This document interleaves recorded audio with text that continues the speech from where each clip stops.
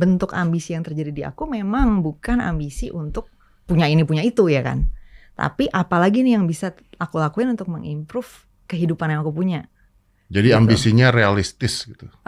Kalau dari aku bukan cuma realistis sih, maksudnya bukan hal soal bisa dicapai atau enggak. Karena realistis atau enggak itu kan juga kadang-kadang kita juga nggak bisa secara 100% tahu ya. Karena kan banyak hal kayak kita nggak tahu kalau belum nyoba gitu kan. Jadi sebenarnya berpikir realistis dalam pemikiran bahwa ini kita lakuin yang pasti berhasil itu juga sebenarnya kurang tepat. Karena kan kita belum tahu ya kalau kita nggak nyoba. Bisa jadi kita sebenarnya harus punya keinginan untuk mencoba sesuatu walaupun kita belum tahu berhasil atau enggak kan.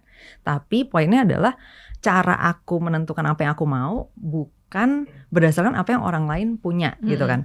Jadi ambisinya bukan ke arah oh nih orang ini punya ini, gue mau punya ini juga, bukan gitu. Tapi kayak dari kehidupan gue sendiri apa sih sebenarnya bisa mengimprove happiness gue sendiri. Nah ternyata misalnya gue merasa oh ternyata gue lebih happy nih kalau misalnya society-nya ngobrol di sosmed lebih nyambung misalnya kayak gitu. Nah akhirnya aku punya ambisi untuk gimana ya supaya kita punya budaya misalnya literasi yang lebih baik atau budaya berkomunikasi yang lebih baik sehingga sosial media jadi lebih enak nih misalnya kayak gitu.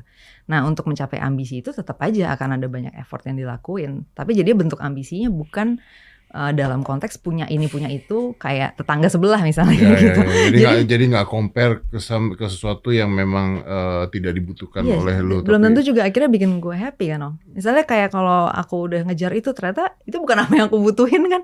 Padahal cuma datang dari comparison ke orang sekitar doang yang jadinya nggak tepat gitu buat kebutuhan kita sendiri.